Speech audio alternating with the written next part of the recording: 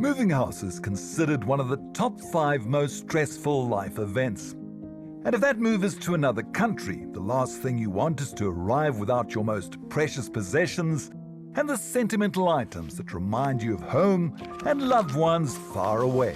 But then you happen along a website that promises small enough to care, large enough to do it. Let our family move yours. And it seems like your moving challenges are being taken care of. But are they? We met several people who made the move abroad whose challenges only got bigger. 𝗀𝗵𝗶𝘀, Dr. and 𝗀𝗵𝗶 emigrated to Canada. Jade Rainbow to Dubai. 𝗀𝗀 and 𝗀𝗵𝗶𝘀 also to Dubai. All these people, excited at starting a new life, used a company called 𝗀𝗏 Logistics to ship their possessions. They were very fast to reply on emails and give a quote initially. Basically, after they packed up our stuff, they almost went off the radar. They came to the house, I was there, and they came with no pens, no markers to mark the boxes. They ran out of boxes. From that day, I knew this is just going to be a disaster. Stuff was picked up, but then as everybody else experienced, it's almost like they vanished. The communication collapsed. With so many complaints, we wondered whether 𝗀𝗏 Logistics Director 𝗀𝗵𝗶𝗶𝗴𝗶 had an explanation. First, though, we tried to find out a little more about him. Shane is 26 years old, he's a keen runner, and clearly likes posting selfies. Along with his sister Kiara, he runs this family business that promises to deliver for other South African families.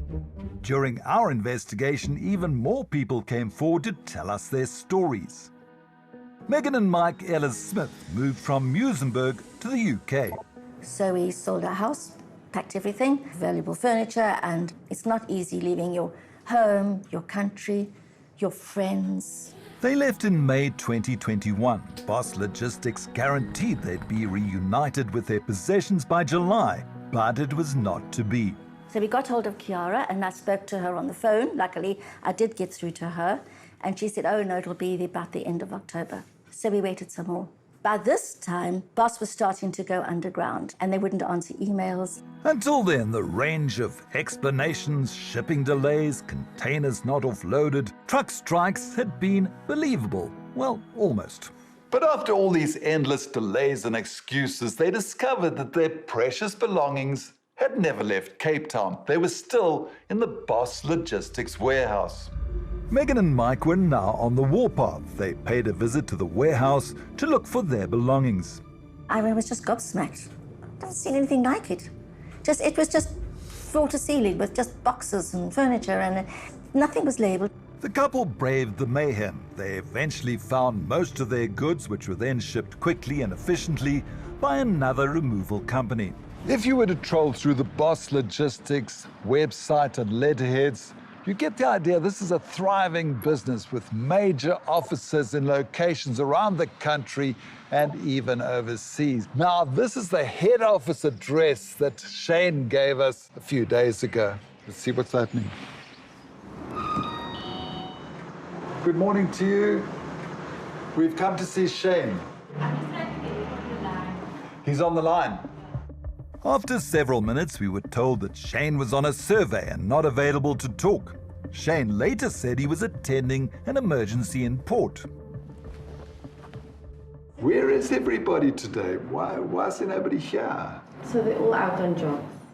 Clients told us that the warehouse was a mess, but this is just such a shock. It's an utter shambles. It's like a huge jumble sale gone wrong. Cartons spilling over, bits and pieces not marked. How anything can arrive in the right country at the right time is beyond me. No surprise then that the logistic part of 𝗀𝗏 Logistics failed dismally. Boxes destined for Canada ended up in Dubai and vice versa. Imagine opening your shipment and realizing that not only isn't it yours, it doesn't even belong on your continent. This is exactly what happened to Sebastian, who was sent some of Jan and Lilani's boxes.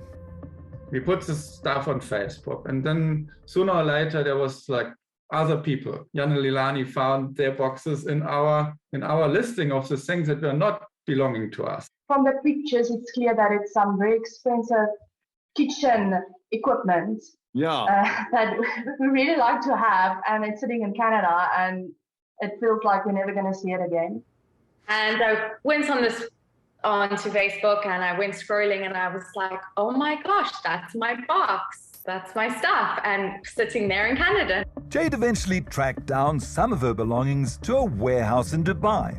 When I first got there, I knew some of my stuff was there because my daughter's scooter was out. Obviously, the boxes that had my name on, but you could see the other person's name just in pen. Jade, it sounds like a disturbing game of pick-a-box. Yeah, basically, yes.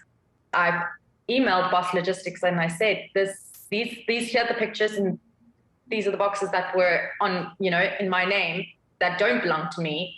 They blamed it on looting. It was beyond stressful, and initially you open the boxes and it's just not your stuff. It's other people's stuff. Yes, you're going through other people's kitchen supplies and carpets, and then you realize that they're feeling the same thing you are. As if complaints about delayed, non-existent or wildly incorrect shipments weren't enough, there was an allegation of fraud to be added. The Elsens moved from Tableview to Dresden in Germany. It took nearly 12 months for their shipment to arrive. Many items were missing and some were badly damaged. Luckily, they'd insured their belongings. Or had they? So we received a document indicating the amount that we asked for, with the OutSurance logo on it, showing quite a bit of details. And, my understanding was that this is the actual document that from OutSurance showing that our policy is in place. Quite a simple answer from OutSurance. We do not offer marine insurance. That's it. That's my understanding, yes. I also used the number as shown in this document, and the OutSurance informed me that there was no such policy with them at the time. So did you take it up with 𝗀𝗵𝗶𝘀? So we did not confront him directly, and we had discussions with quite a few lawyers. The reason we did not push ahead with it was, again, due to the cost. Did you ever get an explanation, an apology? No, nothing. We were still trying to hunt Shane down. The office address in Claremont was next. How are you doing? We're doing fine, and you, sir? Good. We've come to see Boss Logistics. They're not on our occupancy. So not listed on your tenant list? No. They have a membership, as we see on here, a membership. So membership means they can use the facility, like go sit there in the open, in co-working space. So you don't get a permanent office space, but you can bring clients here for a meeting. And you can use the address or telephone. Where to next? Well, we tried Cape Town's V&A waterfront at the address on his email signature. We're looking for Boss Logistics. We actually don't know where they are. Many people have come through looking for the company, and we've emailed from our side, we've tried WhatsApping them, phoning them, no response. Another dead end. Where was 𝗀𝗵𝗶𝘀 hiding? But we're not giving up in the search for 𝗀𝗵𝗶𝘀. This is the answering service for. Please try again Big later. surprise. The subscriber Big you surprise. dialed is not available at present. All our assistants are unavailable at this time. This is head office. We've run out of numbers. This is just pathetic. We emailed Shane a list of complaints. His response? He said our team works around the clock to ensure loading integrity. Shipping delays? He said they've experienced industry issues, volatility and demand changes, a shortage of containers, fewer vessels operating at slower speeds, and struggling ports. The careless approach to the job? False, says Shane, who claims they take pride in caring for people's belongings. And what about the insurance? According to Shane, they offer clients transit insurance. Otherwise, clients must self-insure or make alternative arrangements. Shane says they offer some payment for lost or damaged goods anyway. Regarding OutSurance, he said, I'm aware that OutSurance does not offer all-risk marine transit insurance. But he didn't explain how a fake insurance policy was sent to Wesley Elson. Over and above the heartache and financial loss they've suffered, These families have had to accept that some of their most sentimental possessions are gone forever. I actually bought a small table for my daughter when she was born. That is now missing. Do you think it's a scam or it's just incompetence? I feel that it's a bit of both, incompetence and scam, because I feel I've been scammed. I really feel very strongly that bosses lied to us all the way, avoided us, and pretty much scammed us.